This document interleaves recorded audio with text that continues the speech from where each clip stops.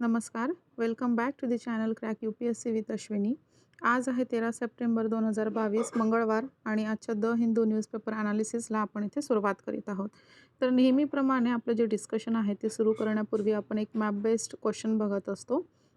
काय करायचं आहे, आपला जो महाराष्ट्र आहे, महाराष्ट्राचा नकाशा ओपन करायचा आहे आणि त्यामध्ये तिलारी फॉरेस्टचं लोकेशन शोधून काढायचं आहे आणि ते खाली इथे मेन्शन करायचं आहे कॉमेंट सेक्शनमध्ये.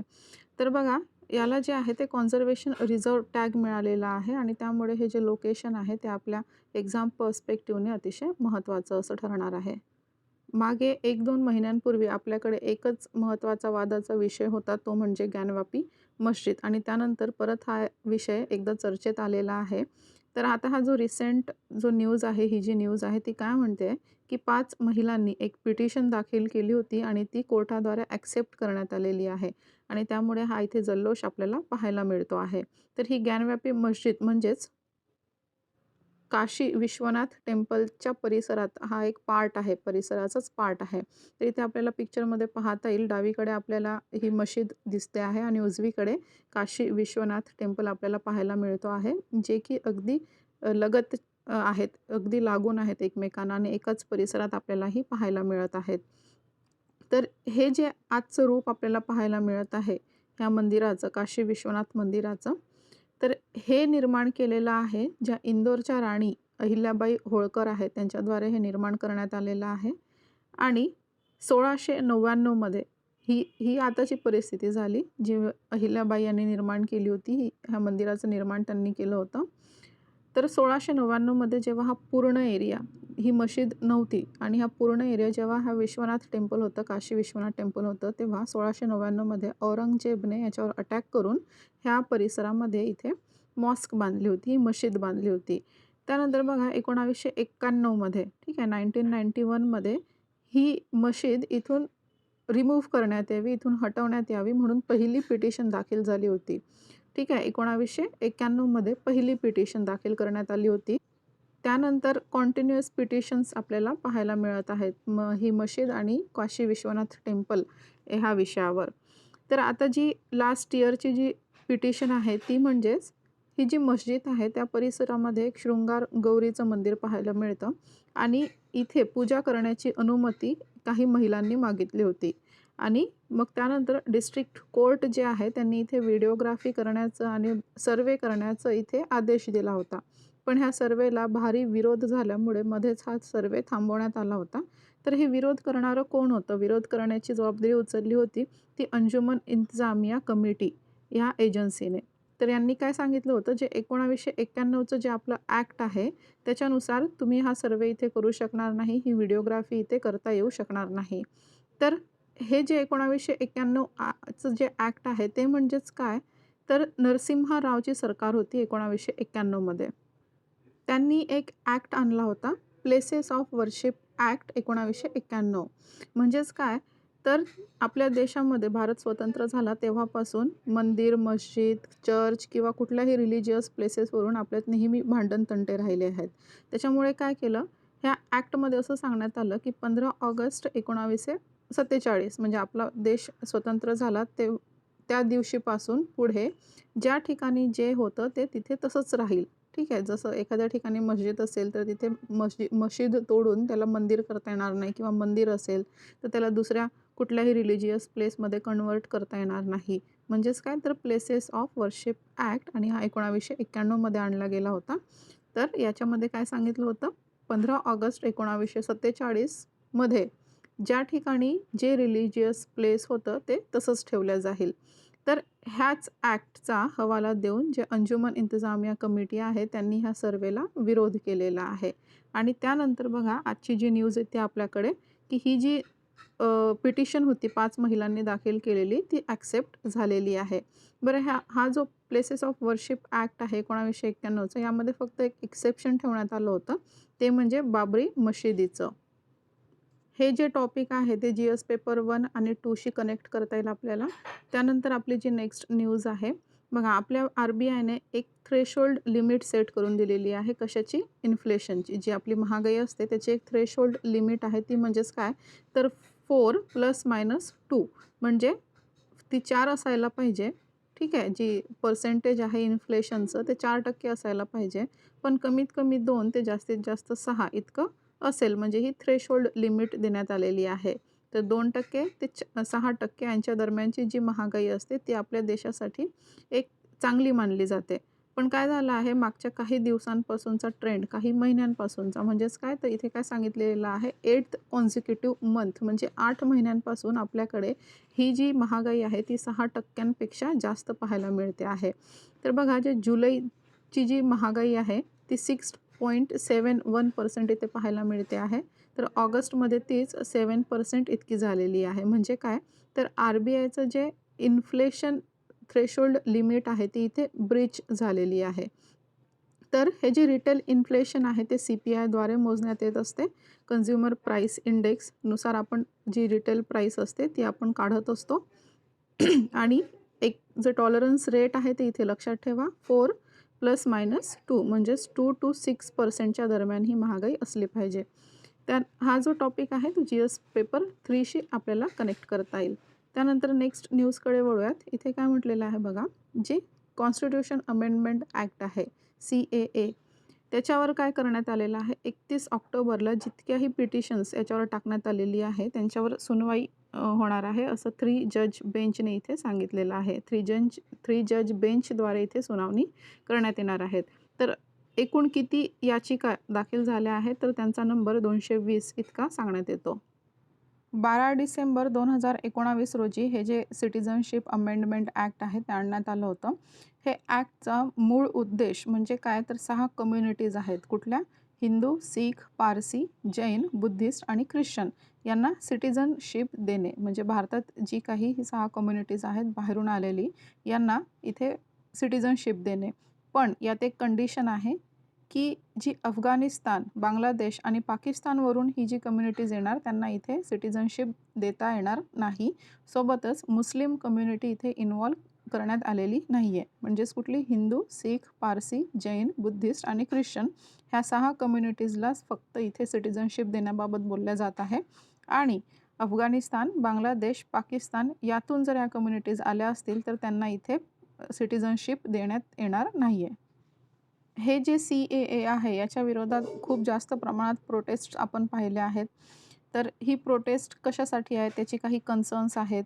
तर इथे सगळ्यात पहिलं आणि महत्त्वाचं म्हणजे जसं मी सांगितलं, इथे मुस्लिम कम्युनिटी इन्व्हॉल्व नाही आहे. म्हणजेच काय, तर एक पर्टिक्युलर कम्युनिटीला इथे टार्गेट केलं जात आहे. आपल्या कॉन्स्टिट्यूशनप्रमाणे हे म्हणजे इथे कन्सर्न मानलं जात आहे. त्यानंतर एक कॉन्ट्राडिक्टरी आपल्याला इथे मॅटर पाहायला मिळतं, एक कॉन्फ्लिक्ट उद्भवतं. ते म्हणजेच काय, जे नॉर्थ ईस्टर्न स्टेट्स आहेत, स्पेशली आसाम अकॉर्डबद्दल बोलायचं झाल्यास 1985चं जे आसाम अकॉर्ड आहे त्याच्यानुसार कोणतीही कम्युनिटी असेल, कुठूनही आलेली असेल, तर तिला तिच्या देशात तिथे डिपोर्ट केल्या जाणार असं हे आसाम अकॉर्ड म्हणतं. ठीक आहे. आणि त्याला हे कॉन्ट्राडिक्टरी असं करतं कुठलं? CAA. म्हणजे CAAमध्ये म्हणतं की सिटिझनशिप देणे आणि आसाम अकॉर्ड म्हणतोय की जो कोणी मायग्रंट असेल त्याला डिपोर्ट करणे. त्याच्यामुळे हे इथे कॉन्फ्लिक्ट उद्भवतंय. सोबत याचं कारण त्यांनी काय दिलं, आसाम अकॉर्डचं हे जे आहे, हे असं का करण्यात आलेलं आहे, तर तिथला जो डेमोग्राफिक स्ट्रक्चर आहे, तिथलं कल्चर आहे किंवा तिथला जो एरिया आहे, हा खूप जास्त प्रमाणात एरिया मायग्रंट्सद्वारा इथे ऑक्युपाय केला गेलेला आहे. सोबतच तिथल्या रिसोर्सेसचा खूप जास्त प्रमाणात वापर होत असल्यामुळे तिथली रिसोर्सेस आता कमी पडायला लागलेली आहेत. जी बायोडायव्हर्सिटी आहे, इकॉलॉजी आहे, त्याच्यावर याचा निगेटिव्ह इफेक्ट पाहायला मिळतो आहे. थर्ड याचा कन्सर्न आहे तो म्हणजेच काय, तर आपले जे फंडामेंटल राईट आहेत, आर्टिकल 12 टू आर्टिकल 35 मध्ये जे फंडामेंटल राईट्स आहेत त्यांच्या अगेन्स्टमध्ये हे कार्य करतं असं सांगण्यात आलेलं आहे. जे आर्टिकल 14 आहे, ज्यामध्ये राईट टू इक्वॅलिटी दिलेला आहे, म्हणजे ती सिटिझन्स असोत किंवा फॉरेनर्स असोत यांना राईट टू इक्वॅलिटी इथे प्रदान करण्यात आलेली आहे आणि याचं ब्रीच इथे होत आहे. सोबतच सेक्युलरिझम जे आपल्या कॉन्स्टिट्यूशनचा मेन पार्ट आहे, एक महत्त्वाचा भाग आहे आपल्या भारताचा, त्याच्यावर देखील इथे मोठा कन्सर्न आहे. त्याचंसुद्धा हनन इथे होत आहे आणि डिस्क्रिमिनेटरी याचा नेचर आहे. ठीक आहे. डिस्क्रिमिनेटरी नेचर म्हणजेच काय, तर आपल्याकडे फक्त हिंदू, सीख, पारसी, जैन, बुद्धिस्ट, ख्रिश्चन यांचाच प्रश्न नाही. अफगाणिस्तान, बांगलादेश, पाकिस्तान यांचाच प्रश्न नाही. तर श्रीलंकन तमिळसुद्धा आपल्याकडे मोठ्या प्रमाणात आहेत. सोबतच म्यानमारचे जे हिंदू, रोहिंग्या वगैरे जे आहेत त्यांचाही आपल्याला खूप मोठा प्रश्न इथे पाहायला मिळतो. त्यामुळे हे डिस्क्रिमिनेटरी नेचर आहे असं सांगितलं जात आहे. आणि एक महत्त्वाचं इथे कन्सर्न एक निर्माण होऊ शकतो ते म्हणजेच काय, जी आपली बायोलॅटरल रिलेशन्स आहेत आपल्या शेजारी राष्ट्रांसोबत, ती इथे हॅम्पर होऊ शकतात. हे एक महत्त्वाचं कारण इथे दिलं गेलेलं आहे. तर बघा, ही जी काही कन्सर्न्स आहेत यांना सोल्युशन म्हणून आपलं जे मिनिस्ट्री ऑफ होम अफेअर्स आहे त्यांचं एक स्टेटमेंट आलेलं आहे. त्यांनी काय म्हटलेलं आहे, की जी भारतीयांची नागरिकता आहे ती ह्या ॲक्टमुळे हिरावली जाणार नाही. त्यामुळे इतरांना काळजी करण्याची गरज नाही. सोबतच जर कोणाला नागरिकता घ्यायची असेल भारताची, तर त्यांच्यासाठी 1955चं सिटिझनशिप ॲक्ट आहेच. त्याच्यामुळे इथे कन्सर्न्स असा नेमका कुठला आपल्याला आढळत नाही.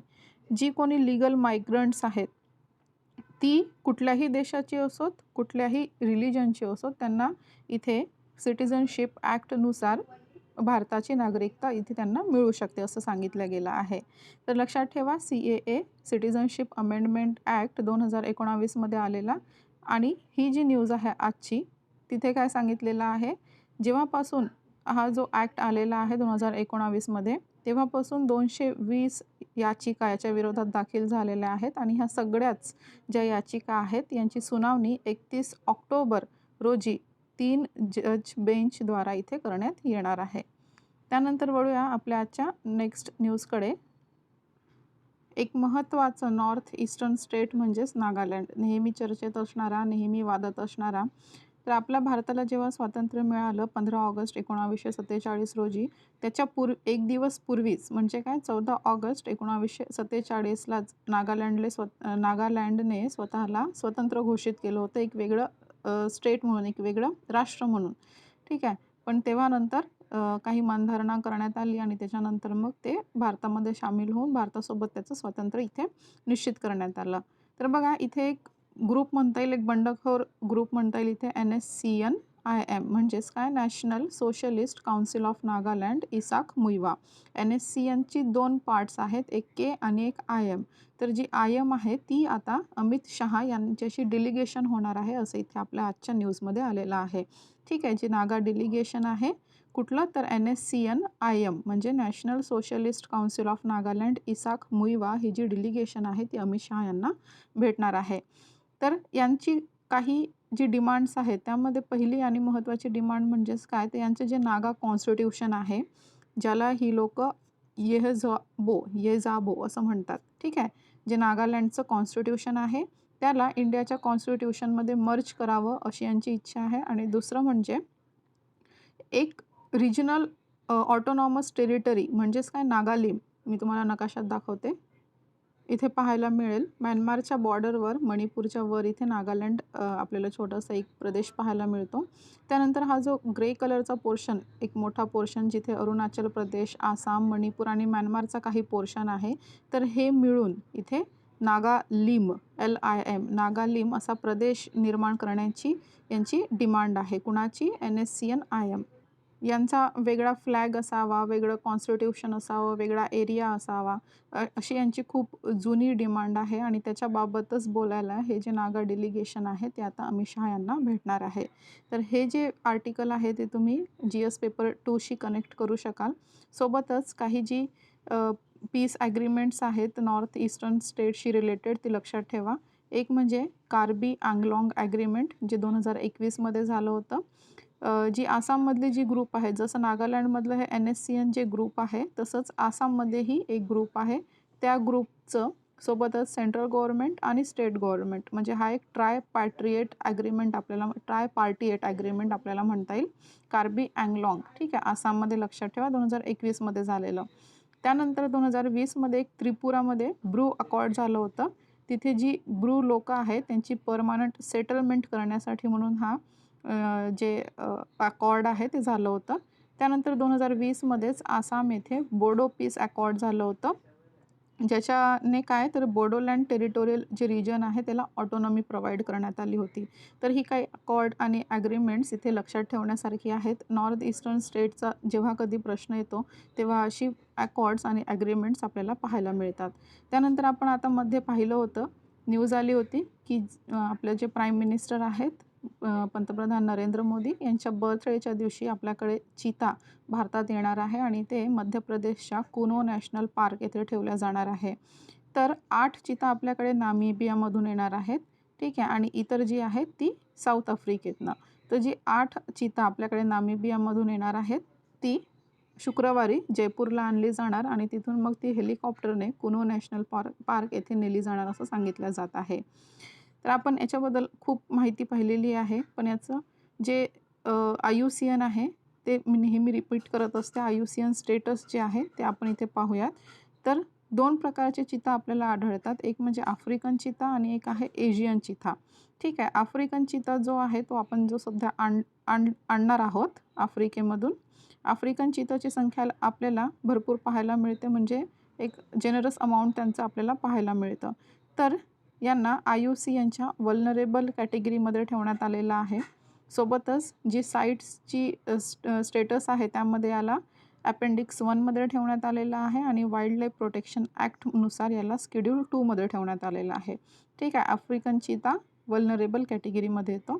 त्यानंतर एशियन चिता जो आहे तो क्रिटिकली एंडेंजर्ड आहे. म्हणजे काय, यांची संख्या अतिशय कमी आहे. अतिशय कमी म्हणजे काय, तर 100पेक्षाही कमी यांची संख्या आज पाहायला मिळते आणि ते फक्त इराणमध्ये आढळतं. तसं तर आपल्याकडे जो चिता आहे भारतामध्ये तो एशियन चिताच आपल्याकडे होता, जो 1947 मध्ये म्हणजे जेव्हा आपलं भारत स्वतंत्र झाला तेव्हा आपल्याला शेवटचा चिता पाहायला मिळाला होता आणि त्यानंतर 1952 मध्ये आपण त्याला एक्सटिंक्ट असं घोषित केलं. त्यानंतर पण आपण जे आहे आपल्याकडे एशियन चिता होता, तरीही आपण आफ्रिकन चिता मागवलेला आहे. कारण एशियन चिता जो आहे त्याची संख्या अतिशय कमी आहे आणि त्यांना सध्या त्यांच्या जे इन सिटू असतं कॉन्झर्वेशन ते होऊ देणे महत्त्वाचं आहे. इन सिटू कॉन्झर्वेशन म्हणजे काय, तर त्यांच्या स्वतःच्या घरात त्यांचं कॉन्झर्वेशन होऊ देणं महत्त्वाचं आहे.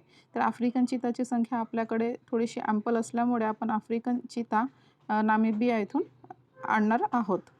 ठीक आहे. आणि ही जी स्पीसीज आहे चिता जी आहे ती बिग कॅट फॅमिलीशी रिलेट करते, कॅट फॅमिलीशी, आणि याला बिग कॅट म्हणून ओळखलं जातं. आणि हे जे आहे ते मायोसिन इराला बिलॉंग करतं. हे जे ट्रान्सलोकेशन आहे ॲनिमल्सचं, हे जगातील पहिलंच इंटरकॉन्टिनेंटल ट्रान्सलोकेशन असं समजलं जाते.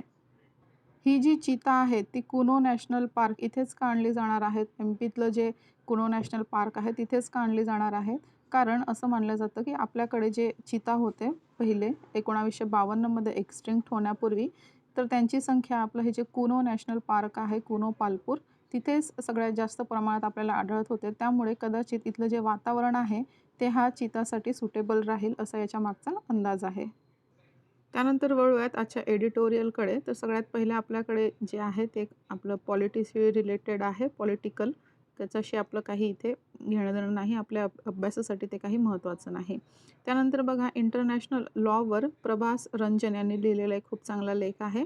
यांच्याबद्दल थोडक्यात जाणून घेऊयात. हे कोण आहेत? Professor and vice dean Jindal global law school, OP Jindal global university येते. त्यांचे व्ह्यूज खूप चांगले असतात. यांचा आपण ओव्हरव्ह्यू इथे घेऊयात. ठीक आहे. तर इथे काय म्हटलेलं आहे यांनी, India has lost its way in the use of international law. म्हणजे जे काही इंटरनॅशनल लॉज आहेत आपल्याकडे त्याचा यूज करण्यात किंवा त्याच्यामध्ये एंगेजमेंट घडवून आणण्यात भारत कुठेतरी मागे पडतो आहे, कुठेतरी हरवलेला आहे असं इथे हे सांगतात.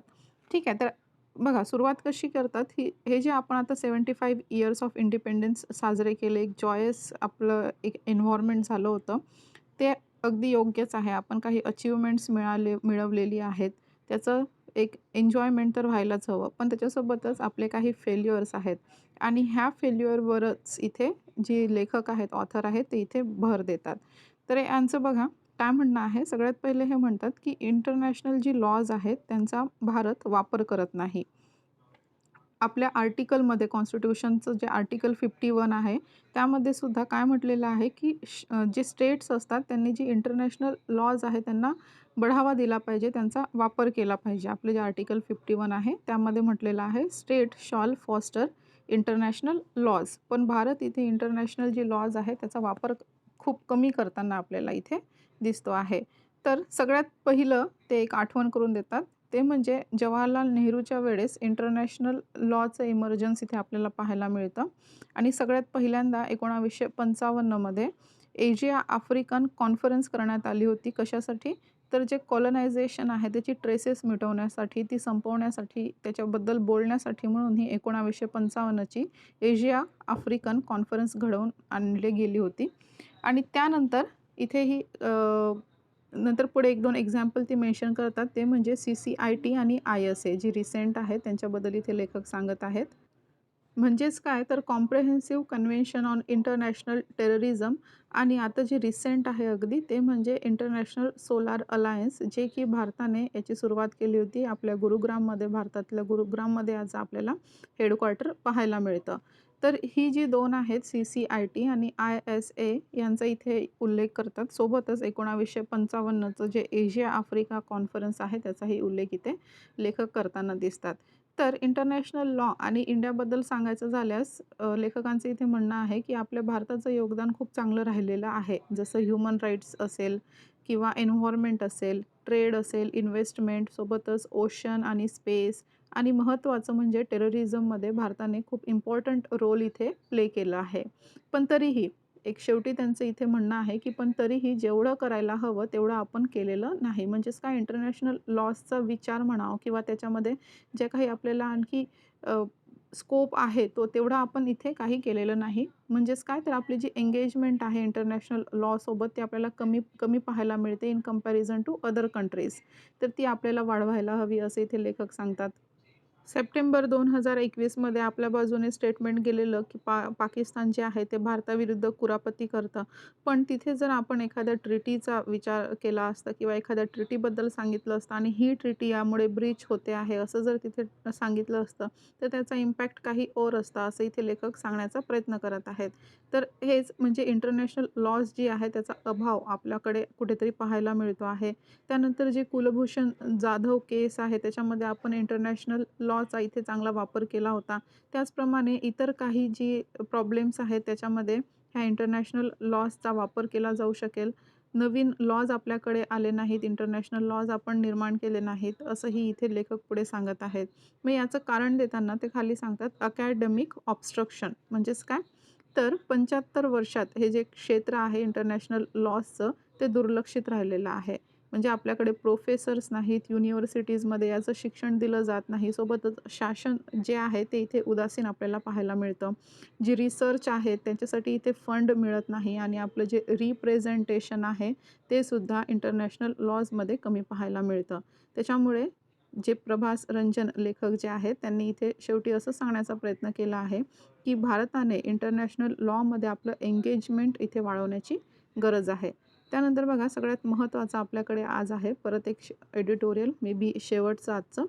तर जे G20 आहे त्याची मीटिंग होणार आहे आणि मीटिंग कुठे इंडोनेशियामध्ये होणार आहे आणि त्यानंतर आपल्याकडे याची प्रेसिडेन्सी येणार आहे. जी G20 आहे त्याचा आपण प्रेसिडेंट राहणार आहोत 1 वर्षासाठी. तर ह्या लेखाद्वारे लेखक आहेत राजेश मेहता आणि मोहित आनंद यांनी लिहिलेला लेख.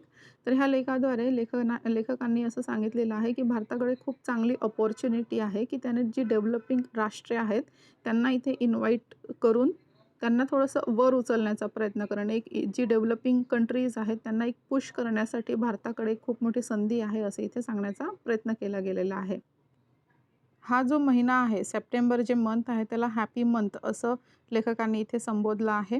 तर कशासाठी तर बघा 4-5 तारखेला आपल्याकडे क्वाडची मीटिंग, त्यानंतर 8 तारखेला सप्टेंबर महिन्याबद्दल आपण बोलतोय. 8 तारखेला मग जपानमधलं 2+2 डायलॉग झालेलं. त्यानंतर 15-16ला जी शांघाई कोऑपरेशन ऑर्गनायझेशन आहे त्याची मीटिंग आयोजित केली जाणार आहे उझबेकिस्तान येथे. ही कोविड नंतरची पहिली इन पर्सन मीटिंग असणार आहे मोठ्या राष्ट्रांची. त्यामध्ये रशियाचे पुतिन, सोबतच चायनाचे जिनपिंग आणि आपल्या भारताचे मोदी असणार आहेत आणि बडे नेते इथे समोरासमोर भेटणार आहेत. त्यामुळे ही SCOची मीटिंगसुद्धा चर्चेत राहणार आहे. सोबतच जी रशिया युक्रेनचं वार आहे आणि कोविड पॅन्डेमिक संपल्यानंतरचं म्हणजे वॉर आणि पॅन्डेमिक हे 2 महत्त्वाच्या मोठ्या घटना लक्षात घेतल्यास त्याच्यानंतर पुतिन, मोदी आणि जिनपिंग हे पहिल्यांदाच इथे ह्या जे फोरम आहे तिथे एकत्र येणार आहेत. तर बघा 2020मध्ये आपल्यात एक स्टँड ऑफ झालं होतं कोणाकोणात? चीन आणि भारतामध्ये. म्हणजेच काय तर चकमक झाली होती. गलवान व्हॅलीचं तेव्हा प्रश्न उपस्थित झाला होता आणि तिथे चकमक झाली होती आणि त्यानंतर आपल्या दोन्ही देशांचे जे रिलेशन्स आहेत ते अतिशय खराब झाले होते. आणि 2019 मध्ये जी मीट झाली त्याच्यानंतर कुठलीही मोठी मीटिंग दोन्ही देशांच्या नेत्यांदरम्यान झाली नव्हती. त्यानंतर हे एक खूप मोठी अपॉर्च्युनिटी आहे भारतासाठी. म्हणजेच काय तर चीनसोबत आपले रिलेशन बॅलन्स करण्यासाठी इथे एक संधी मिळणार आहे.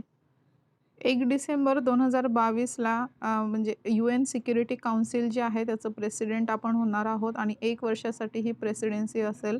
म्हणजेच काय 30 नोव्हेंबर 2023 पर्यंत भारत हा UN सिक्युरिटी काउन्सिलचा प्रेसिडेंट असणार आहे. त्यामध्ये आपल्याकडे खूप चांगल्या अपॉर्च्युनिटीज आहेत. कशासाठी? का बरं एवढ्या अपॉर्च्युनिटीज आहेत? तर हे जे G20 आहे त्याला इन्फ्लुएन्शियल इकॉनॉमिक मल्टीलेटरल फोरम असं संबोधलं जातं. कशासाठी? तर हा एक पॉवरफुल ग्रुप आहे ज्यामध्ये जगाची 80% GDP जगाचा 80% GDP यात सामावलेला आहे. सोबतच 75% इंटरनॅशनल ट्रेडचा शेअर यामध्ये आपल्याला पाहायला मिळतो आणि 65% पॉप्युलेशनचा शेअर इथे GDPमध्ये पाहायला मिळतो. आणि याची लीडरशिप मिळणे म्हणजे काय एक खूप इम्पॉर्टंट याला मानलं जातं. काही महत्त्वाचे इश्यूज लेखक इथे मेन्शन करतात ज्यावर भारत आपलं एक स्टँड ठेवू शकेल, एक बॅलन्स घडवून आणू शकेल. ते म्हणजेच काय तर जे आपलं पॅन्डेमिक आहे कोविड-19 त्याबद्दल इथे बोललं जाऊ शकतं. त्यानंतर रशिया-युक्रेनचं जे वॉर आहे, सोबतच भारत आणि जग जे स्टॅगफ्लेशनमधून आज जात आहे, इकॉनॉमिक क्रायसिसमधून जात आहे, त्या स्टॅगफ्लेशनवर बोलण्यासाठी भारताकडे चांगली संधी आहे. सोबतच क्लायमेट चेंज आणि टेररिझमही इथे चर्चेचा विषय ठरणार आहे. आणि जे इंडोनेशिया आहे, जे 3 की पिलर्स आहेत इंडोनेशियाची. कुठली? हेल्थ, सस्टेनेबल एनर्जी आणि digital transformation. Health, sustainable energy, digital transformation ही 3 इंडोनेशियाची की पिलर्स आहेत. त्याच्यावरही भारताला बोलायला हवं इथे असं इथे लेखक सुचवतात. भारत जे आहे ते क्वाडचं सुद्धा मेंबर आहे. म्हणजेच काय US, इंडिया, ऑस्ट्रेलिया आणि जपान ह्या 4 देशांचा मिळून क्वाड आहे आणि याचा पार्ट आहे. सोबतच भारत जो आहे तो SCOचा सुद्धा पार्ट आहे जिथे इंडिया, रशिया, चायना असं आहेत. पण ही जी क्वाड आणि हे SCO आहे ते दोघेही एकमेकांचे अँटी आहेत. म्हणजेच काय एकमेकांचे अगेन्स्ट आहेत. पण भारत हा दोन्ही देशांचा मेंबर आहे. त्याच्यामुळे इथे एक मध्यम मार्ग शोधावा लागेल आणि एक मध्य साधावा लागेल असं इथे लेखकांनी सुचवलेलं आहे. मग यांनी एक मध्यम मार्ग म्हणजे काय करायचं? इथे कॉमन फाईट आपल्याला करावी लागणार आहे. त्याच्यासाठी त्यांनी काही इश्यूज मांडले आहेत, काही पॉईंट्स त्यांनी ठेवले आहेत. जसं की काही डोमेस्टिक इश्यूज आहेत, काही रिजनल इश्यूज आहेत, इकॉनॉमी रिकव्हरी आहेत, ट्रेड इन्व्हेस्टमेंट, अनएम्प्लॉयमेंट, बेरोजगारी आणि जी पेटंट्स आहेत आपल्याकडे त्याच्यावर सूट मिळायला हवी. म्हणजेच काय तर आपल्या भारतातली भरपूर लोकं जी आहेत ती विदेशातून पेटंट मिळवत आहेत. कारण ही जी प्रोसेस आहे ती तिथे जास्त सोपी आहे, जास्त सोयीस्कर आहे. त्याच्यामुळे भारतामध्ये पेटंटच्या बाबतीत सूट मिळावी याच्यासाठी इथे बोलता येईल. सोबतच वॅक्सिन, टेररिझम आपण पाहिलं. त्यानंतर जी फूड अँड एनर्जी आहे हा एक सुद्धा मोठी फील्ड आहे जिथे खूप स्कोप आपल्याला इथे पाहता येईल. शेवटी इथे लेखक म्हणतात की जे इंटरनॅशनल कम्युनिटी आहे त्याच्याशी रिलेशन मजबूत करण्यावर भर दिला गेला पाहिजे. 75 वर्ष आपण जी इंडिपेंडन्सची साजरी करतोय त्याच्यामध्ये इंटरनॅशनल कम्युनिटीला आपण इथे महत्त्व दिलं पाहिजे. एक टेस्टिंग टाईम आहे असं इथे ते सांगतात. तर जी काही डेव्हलपिंग नेशन्स आहेत त्यांना इथे वर ओढल्या पाहिजे आणि त्यांना इन्व्हाइट करायला हवं असं इथे सांगतात. म्हणजे भारत जर प्रेसिडेंट आहे तर भारताकडे पॉवर आहे की तो बाकीची जी काही डेव्हलपिंग नेशन्स आहेत त्यांना इथे जास्तीत जास्त इन्व्हॉल्व करण्याचा प्रयत्न करू शकेल. स्पेशली आफ्रिकन कंट्रीजचं इथे ते बोलतात. त्यासोबतच आजचं आपलं जे डिस्कशन आहे त्याला इथे विराम देऊयात आणि उद्या परत भेटूयात. तोपर्यंत थँक्यू सो मच.